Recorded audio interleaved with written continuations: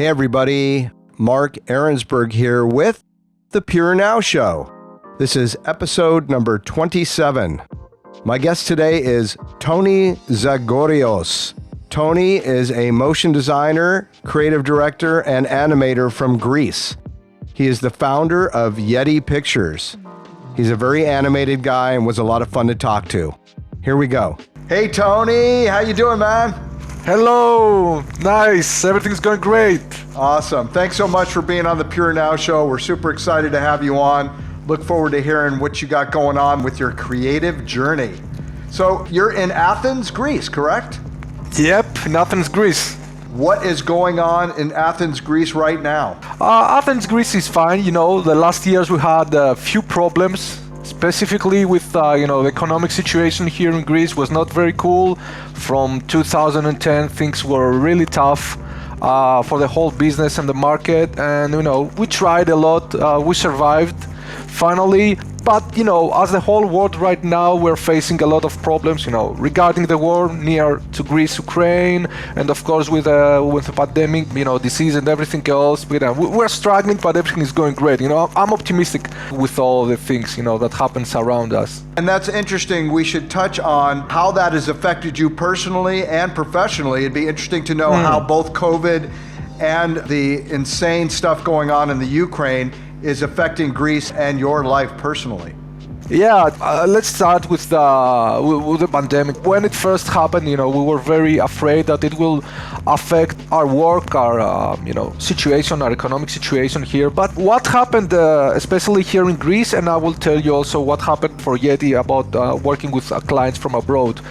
Because most of the production studios here and the clients were not able to go in a live shoot, they turned their production more into 2D, 3D animation, which means we had more work in the pandemic. Clients were not able to do live action shooting, so they were turning all of their production and all of the concepts into 2D, 3D, or something similar that had to do with post-productions. So that was good for us. We tried to let's say take advantage of that situation and bring more production into the studio. And also what happened, because we are working a lot with clients from abroad, Greece is not our main market here, okay? Because the motion design here in the 3D animation, it's not so famous, okay? It has done some baby steps, but not so great in terms of progress. So most of the studios outside, let's say United States, they were starting to work remotely. So their employees starting to work remotely from their homes and their office. And at that moment, they needed extra people to help. So that was also an opportunity for us start working with agencies or productions all around the world. And now production agencies, they don't have a problem where are you based. It's just if you're doing the work and the work is cool, is great, that's fine. So from that aspect, pandemic also gave us another opportunity to work with a lot of studios outside of Greece, and being a part of great productions and really nice videos like titles or commercial videos. And that was also another opportunity for us, a bigger need for remote studios or remote freelancers. So we took advantage of the pandemic. It doesn't sound too good, I know, too cool, but it worked for us. It almost doubled our production in Yeti. Now about war in Ukraine, I'm trying not to say things about what happens here. I'm not the expert to express an opinion, but I'm pretty sure the war in Ukraine will affect economically for sure Greece and all the countries near to Ukraine. So for now, we haven't seen the actual problem happening in the economy in Greece. I'm pretty sure when the war will stop, hopefully soon, we will be able to see how this will affect the economies around Ukraine and especially Greece. But we are lucky enough to not working a lot with Greece at the moment, especially the last 2 years. We're not working too much with Greece. It's like 80% comes from clients abroad and 20% from Greece at the moment.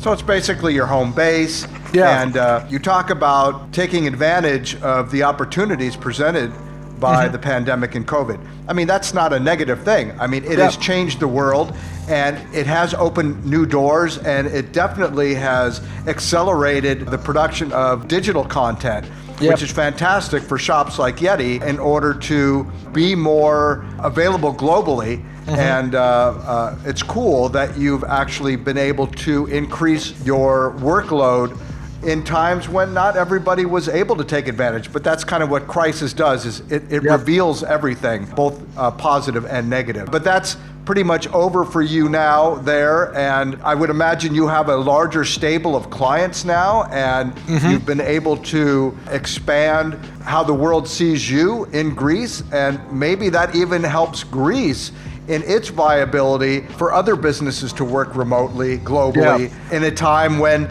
they would not have that accessibility normally. Exactly. I hope so. I'm trying to be, as I said before, optimistic about how things will go. Our area, motion design and 2D and 3D, it's great working remotely. It's just a service, And from the moment you're able to work from far away from the base that the production of the agency will be, it's not a problem. It's all about the service. If you offer a high quality service, it doesn't matter. And if you are precise with the timing and the deadlines, which is also very important when you're working abroad with clients, because you have the time difference.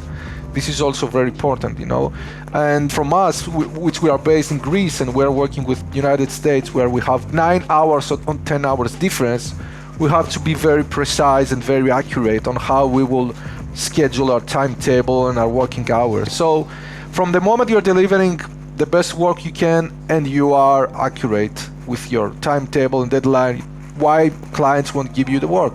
It's all about the result at the end of the day. Yeah, and I think that the clients are becoming more accustomed to working this way anyway.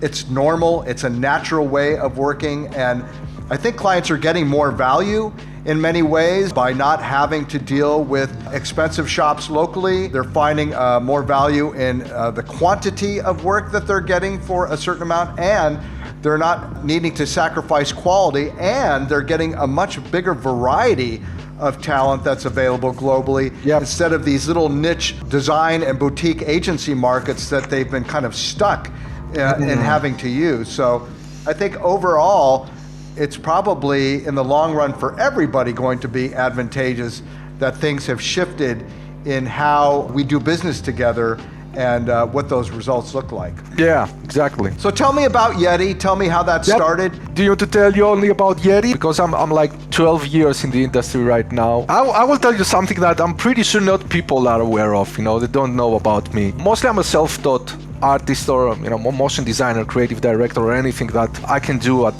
the moment. So I think I started motion design when I was 26 or 27 years old.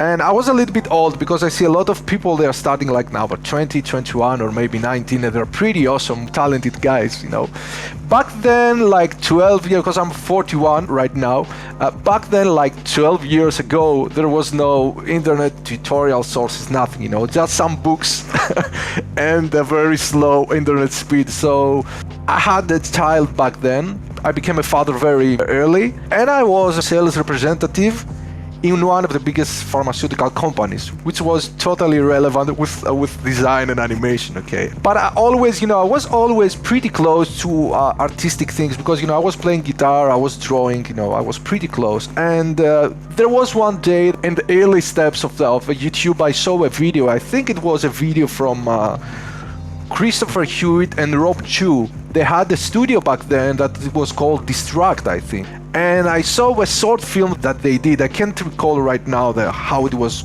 what was the name, but it was pretty cool. A little bit of After Effects and a few things in 3D, not like the 3D we see today. And I just said to myself, this is something that, I would love to do. And then I started with After Effects I bought some books and stuff, and then I was starting to do a few jobs, but at the same time I had my daily work, just because I had to pay the bills to support my family, basically. And there was a moment that I did 1 or 2 projects that helped me to be included in the Vimeo staff picks and gain some exposure. Back then, when Vimeo was a great tool, to be on a platform. So I had 2 Vimeo staff pics and took some publications for my work, and that helped me a lot to start, establishing my name first here in Greece and second abroad. And then I took more work, and some projects got awarded. And then there was a moment that I said, now I'm able to stop my daily work, which I hate, and move on to something that I really love.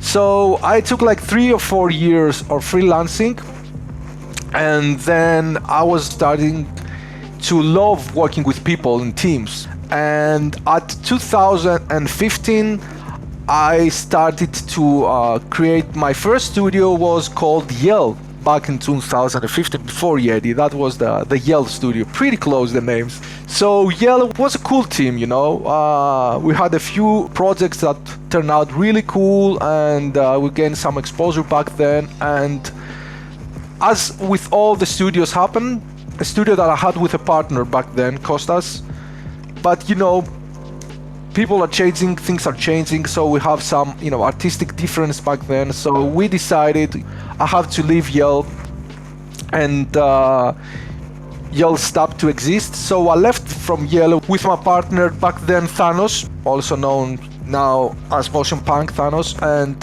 we started Yeti with Thanos, like a duo. And we started Yeti 2018. And we're starting to grow and doing some cool personal projects, taking some commercial works and stuff like that.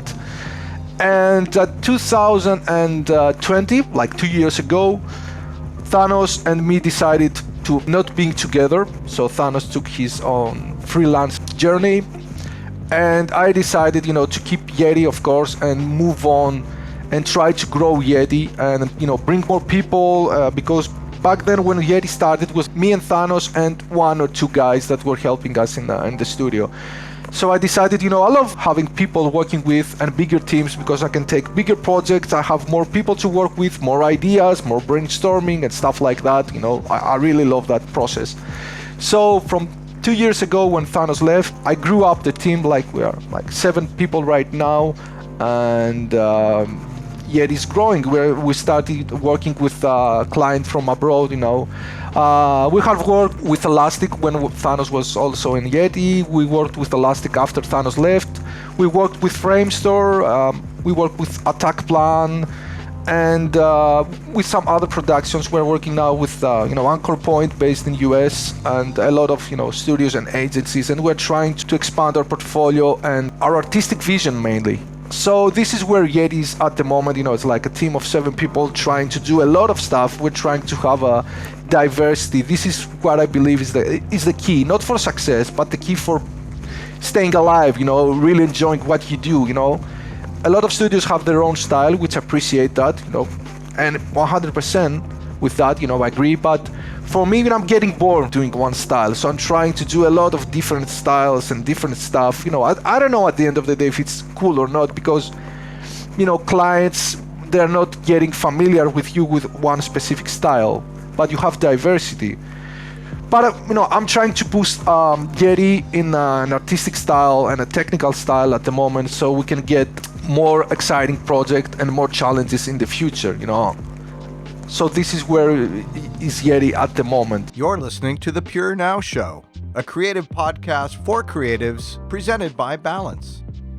That sounds good. So what are you doing specifically to change or diversify what it is that you offer? How are you changing your look? How are you changing technologically to constantly be developing what you do and keep it exciting for you? About technology and tools, to be honest, it's very hard, it's very tough to keep up with how things are moving on, because when you're in a studio and you have a lot of commercial works, which some are cool works, some are works just to pay the bills, it's pretty tough for you and the guys in the team to keep up with everything that is updating day by day, okay? Because you have 1 project or 2 projects or 3 projects that can last for 2 or 3 months, and you're getting exhausted. So that one is kind of difficult, So you have to study, let's say, a lot of people are getting into Houdini right now, and other, excellent tools like Houdini, Unreal, and everything else. So we're trying,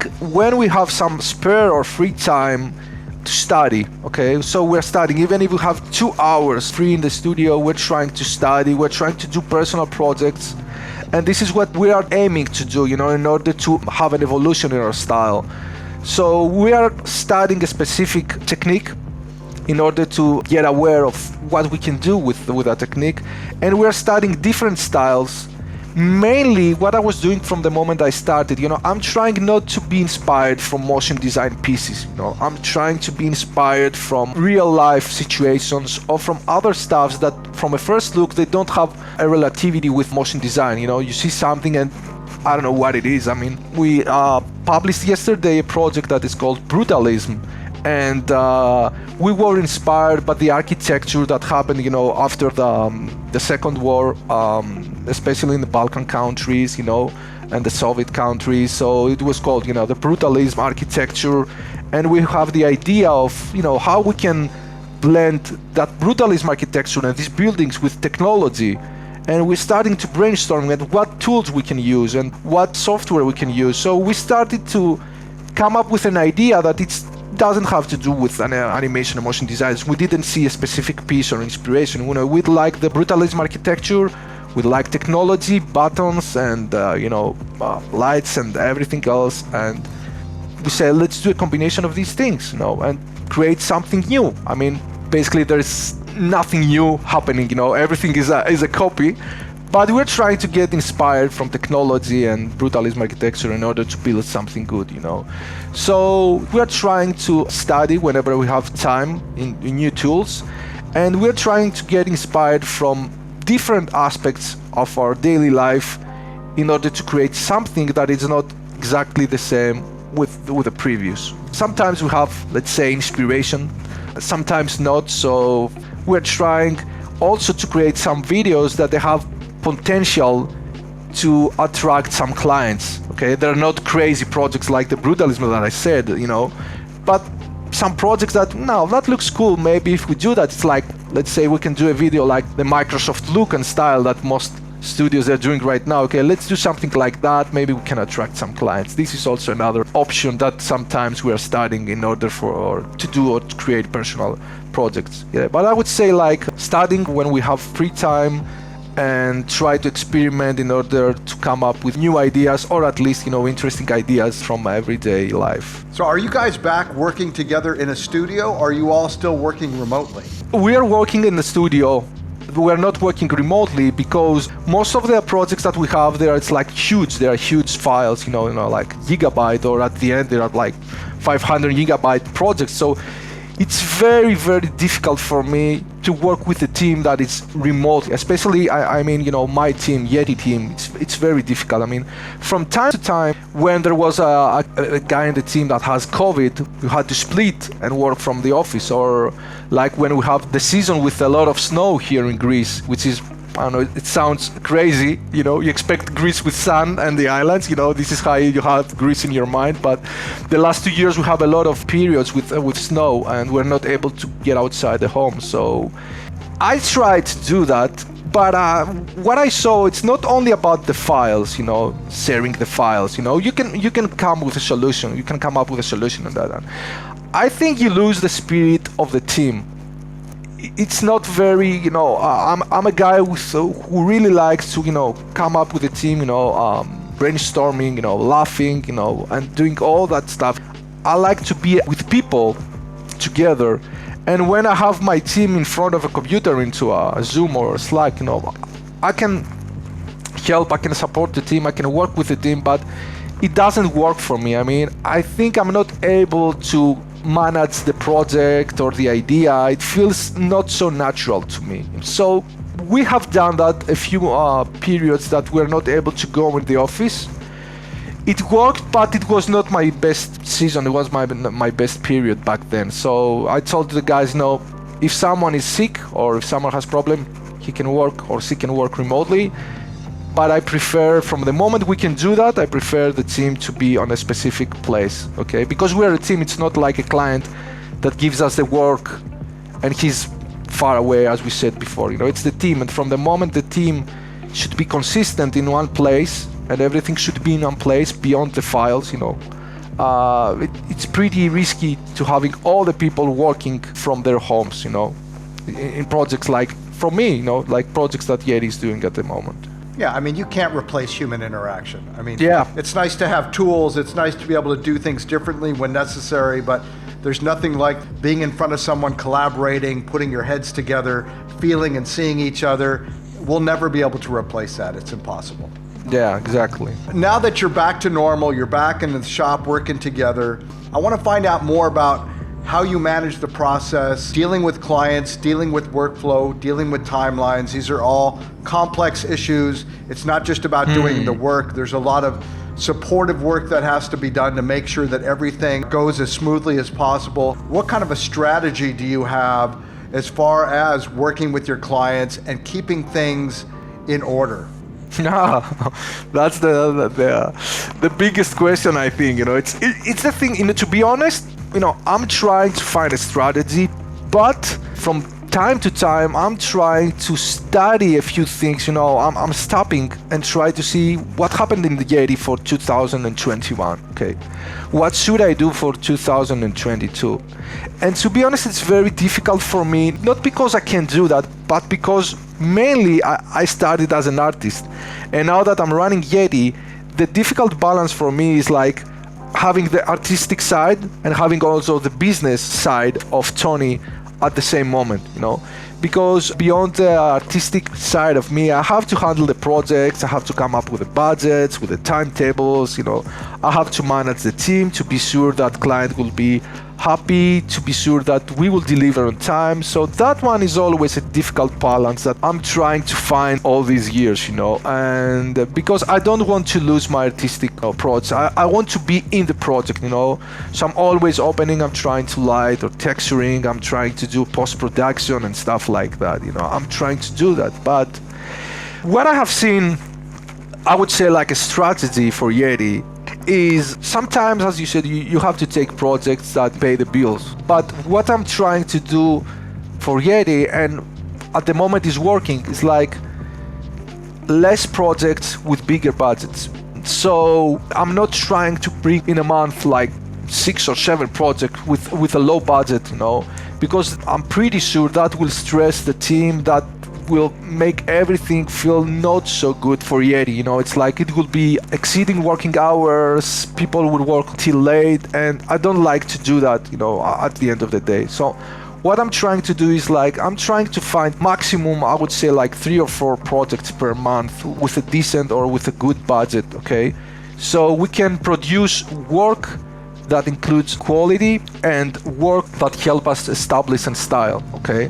And that means a lot for me, Of course, we will do a few projects that at the end of the day, maybe we won't be very proud, but we are trying to do our best. So this is what I'm trying to have as a main goal, not a great amount of projects, but an amount of projects that Yeti will be able to handle, deliver quality, and at the end of the day, I will be able to have a specific, a strategy on that one.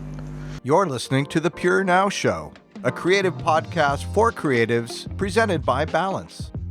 Let's talk more about some of your, let's say, successes and failures. Every client is a challenge in a different way. Every project is a challenge in a different way. Let's talk about a project that maybe didn't go so well, although you may have learned something from it in the end. It definitely presented a lot of challenges that you were not prepared for. What did that look like for you as far as maybe a growing tool? There was a project that happened, the last month, which started as a great project from one of the biggest clients worldwide. And it started very cool we did some great style frames, but as the project was evolving and moving forward, we faced a few problems when clients started to do some changes and client wanted a specific look. So even though we have worked like 2 months for style frames and art direction, the result when client was finally get into these frames was not very, very cool. We weren't so proud of the result, okay? And what happened next beyond the artistic side is client put a lot of extra deliverables and a lot of extra requests, and Yeti had to handle 3 times or 4 times the final deliverables that initially was supposed to deliver. Even though, there were some specific agreements, I was trying, this is the difficult thing, I was trying to find the balance because I want to keep the relationship with the client, okay? So this is always a tough point, a very thin point that you have to handle, because when they're asking for more and they're asking like 2 or 3 times, you have to handle them in a way that you won't sacrifice your, the team, or you don't have to work 24/7.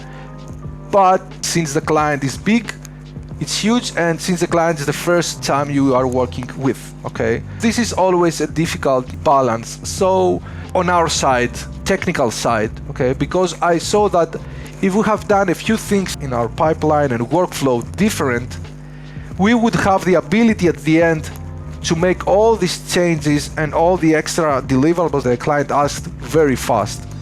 Because we started with a specific technique and we said, okay, we will deliver these videos, that's fine. We have in the back of our mind, maybe they will ask for changes, but we said, we haven't agreed for something like that. So we will do that with our way, with a fast way, let's say, okay. But they asked, and they asked a lot. So we decided with the team, from the moment we faced that problem, in the next project, we will settle up from the start of the project, or from the moment that we'll start the production, to set up a pipeline, a workflow that will be flexible, efficient, and we won't face any problem even if the client asks, for like 2 or 3 times the deliverables, Just to be sure, we will have a flexible technical workflow that we can change things, very fast, we can render very fast, and we can, at least meet the expectations of the client at a logical point, at least if he asks something that exceeds the deliverables, okay? So that was mainly a technical knowledge and a technical experience that we took from that project, trying to set up things more wisely, and having also in the back of your mind, accordingly to the project that you have, that let's do it like that, because client at the end of the day, maybe he will ask for, let's say, 2 or 3 versions with different colors, or with different backgrounds, or anything else that they can ask, okay, let's build that from the start in a way that will be flexible, rather than having problems when the client will ask it, because clients are clients, they can ask everything they want since they are paying. And if they are huge and if they are big clients, you have to be very clever and smart if you want to keep them happy and, be sure that they will come again for you. It's always a tough balance, So this is what we tried. We took some experience regarding the technical side of Yeti and how we set up projects. And from my side, I took some experience on how to handle some difficult situations with a big client and try to bring a balance. We can do that, but from project to project and from client to client is always a total different thing. You can set up a strategy with a client, but that strategy you're not sure that will be applied to the next client, because they are different people, they have different culture as a company, they have different vision, different targets, everything. It's not something like you can take that and use it like a manual for how to handling clients, but there isn't. It's client. It's very, very different.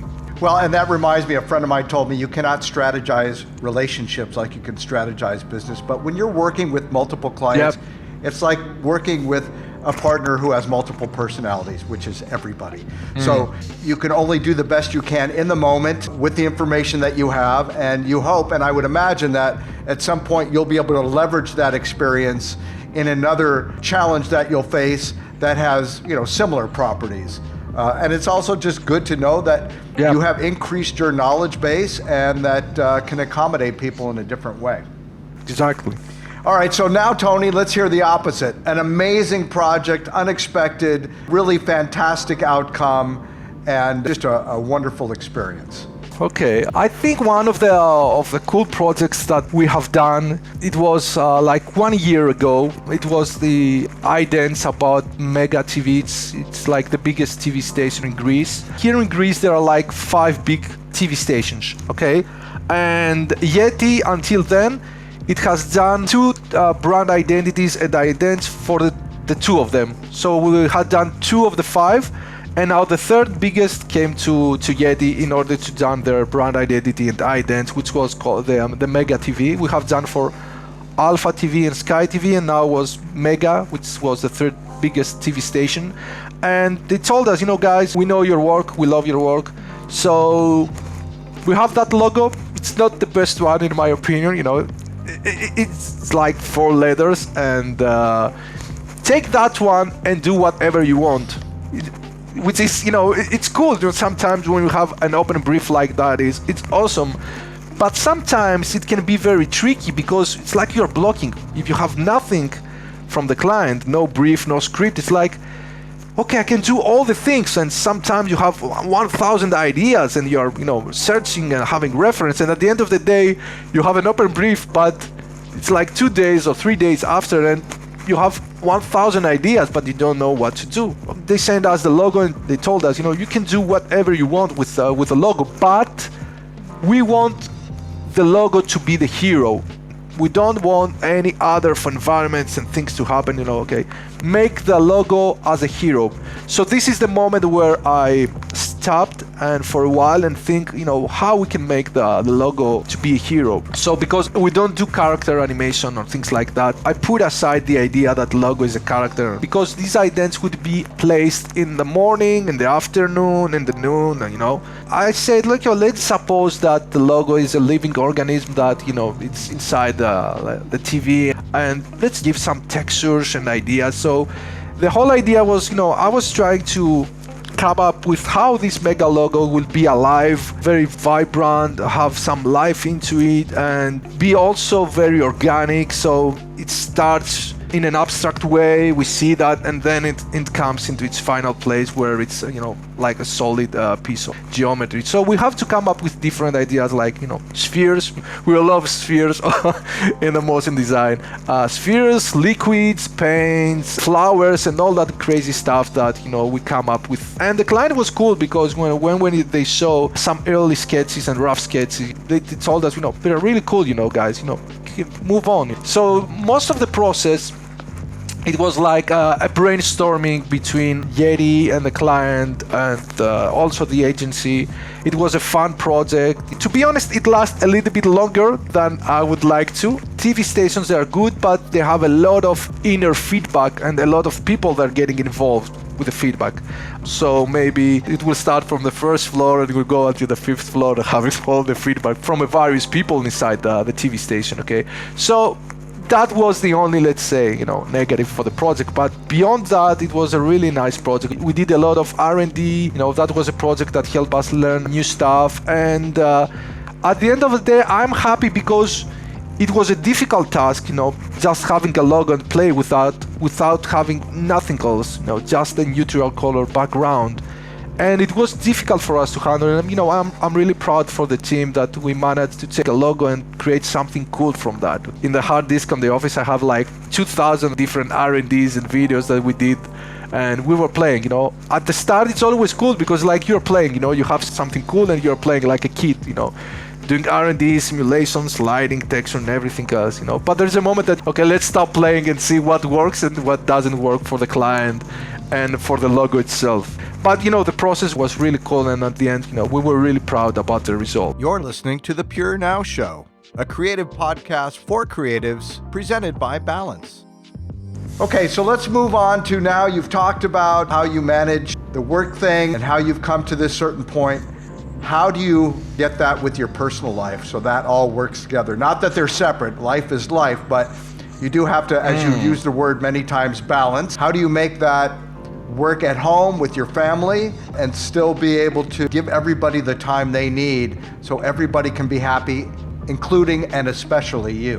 What I always believe, it's like quality versus quantity, because I'm not able to give quantity in my personal life.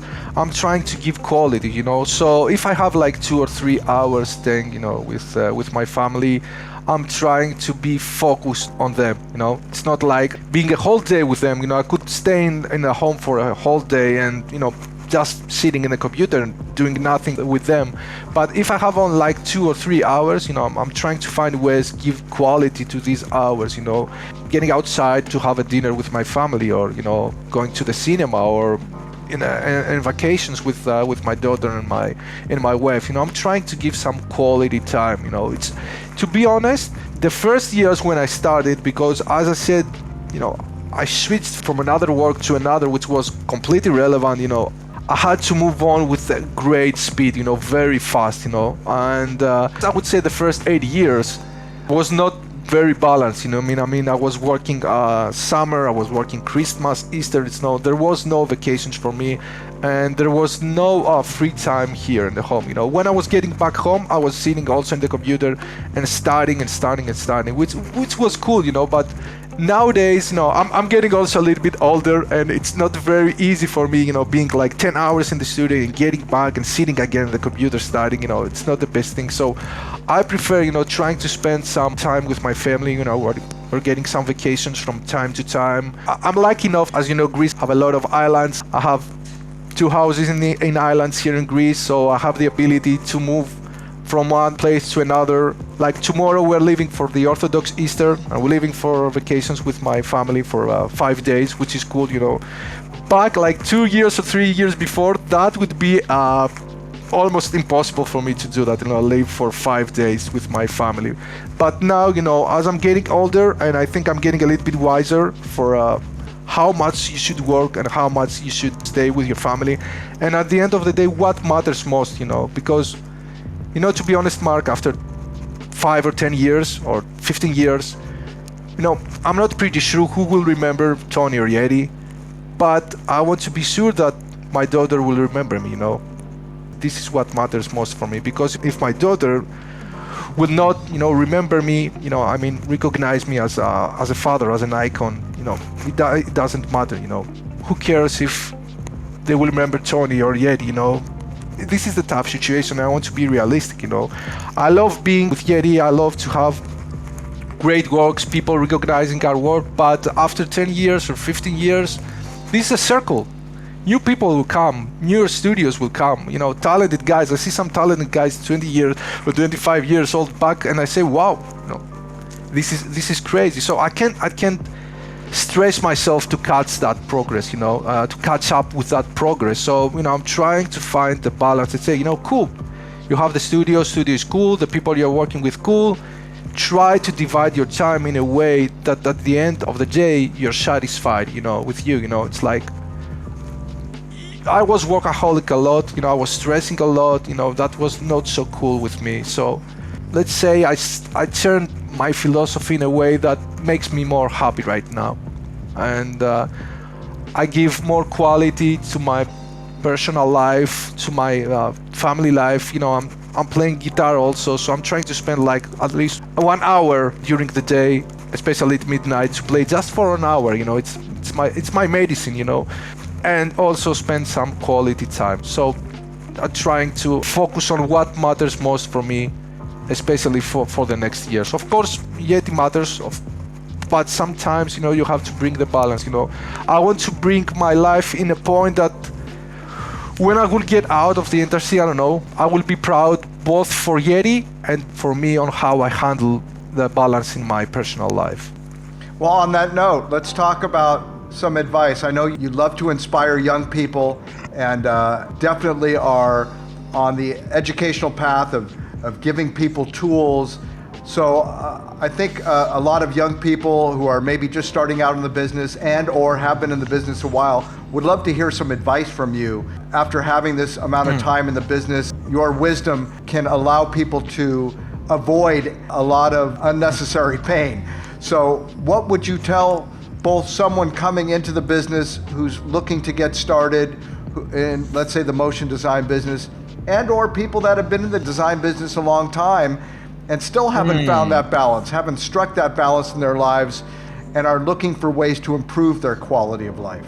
That's a tough question, because I used to be a teacher in schools like MoGraph Mentor and stuff like that online, and I have met hundreds of students the last years, and it's always the toughest question, because each one of us has different perspective about life, okay? So I will try to answer giving my own perspective and what I see from the young motion designers or people that are getting outside there. And to be honest, Mark, what I see is a lot of stress in order to get the exposure that they want to get. They are being anxious about likes, followers, a lot of stress about, getting their own position and leave their own mark in the motion design industry. And I see that a lot of people, they're spending too much time on that one rather than spending time on how they really want to set up their life, okay? I know a lot of them, they're working like 2 or 3 projects at the same time. And, at the same time, they're posting, they're trying to gain some exposure.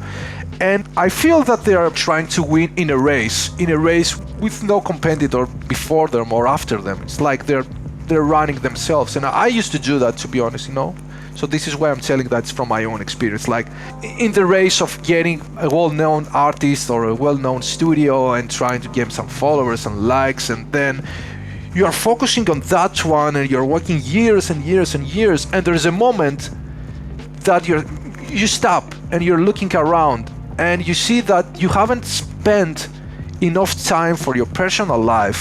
I mean, some people, they don't have even, family or kids, I was lucky enough to do that at my 25 or 26 years old. I was very young, but some people, just because they're focusing and they're working a lot, they see, okay, I took some great works, I took some projects, they know my work, they know my stuff, but who cares, to be honest? It's cool, it's awesome, you can do that. I encourage them to do that, but in a way that they don't sacrifice their happiness, okay, their inner self. It's like a sacrifice to the devil of the motion design, So work, try to gain some exposure, try to be a great studio or a great artist, but do that in a way that you don't sacrifice your everyday life.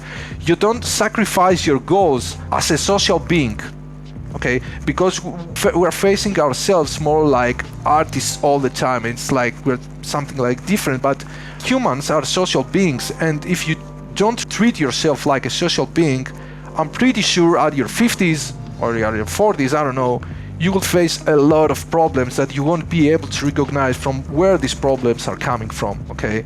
And you can be happy as an artist, but you can be unhappy as a person. These are 2 different aspects that you have to handle. So concluding that, study, try to be the best version of yourself, but try not to sacrifice the natural aspect of yourself as a person, It's not all about being a great artist, It's all about being a great person, a version of yourself about your friends, your family, co-workers, your colleagues, everyone else, Something else that I would believe, I prefer to leave motion design and people remember Tony as a cool guy working with and having fun with him when they're working for, rather than the highly talented Tony. That he was highly talented, but no, as a person, not so great, So I prefer that, to be honest. Tony's a cool guy, we love him, he's a great guy, we're having so much fun working with him, and I don't care about the capital letters of the word talent. Doesn't mean so much from me at that stage of my life. So guys, work hard, do the best you can do, but do not sacrifice that part of your life, because you're gonna face that sooner or later. Yeah, they're not going to be looking at your portfolio after you're gone. That's a here and now thing. They're only going to remember the person, not the work, for sure. Exactly. That's for sure, We have the sense of eternity. I don't know what we think, like we're going to live forever through our works. Nah, it's not going to happen. We're not Picasso, We're not Dali, we're not, I don't know, who would we think we are? We're just some people that are doing their work for clients, It's commercial work at the end of the day. Even the project that we're doing, the personal project, it's just for fun, And sometimes they are also to get some clients, to attract some clients. So we're not doing eternal art here, We're doing our work like it's every other people. So sometimes we're taking ourselves too seriously, I think. I don't know why. So it's just a work, In 10 years, new studios will come, new artists will come, and you will be lost in the eternity of the archive of motion design. No, it's more about they're going to remember how you treated people. Exactly. I don't know if it sounds very philosophical or no, but I think this is the point in your life, being a good person, with all the people around you, not only your family, but your colleagues, Yeah, for sure. Okay, my last question. Tony, you can't do motion design anymore. All that's taken away from you, and you have to find something else completely different to do. What does that look like for you? Tough question. For my teenage years, I was playing guitar, and I'm still playing guitar, as I said, But I will tell you something different. I like to write, And if you would tell me what other thing you could do, even I haven't done something that in my life, I would tell you to be a writer. Writing books or writing, not novels and things like that, writing books, because I read a lot, I love reading a lot, So I would love to do something that it has to do with writing, I don't know what exactly. To be honest, I haven't think that before, okay? Which is a cool question that we'll keep that for the rest of the day. Tony, really appreciate you coming on the show today. It was great chatting with you, and wishing Thanks you a lot, all the Mark. best. Thanks always. a lot. It was a great honor, and I have had a fantastic time, talking with you, Mark. That was absolutely great. Thanks a lot.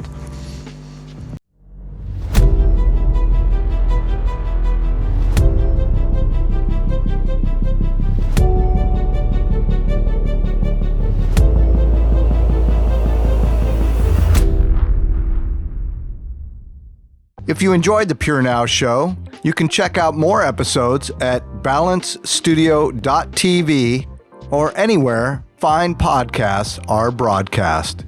Purenow is produced and engineered by HaiHa Dang and directed by Dong Wun Guan. Thanks so much for watching.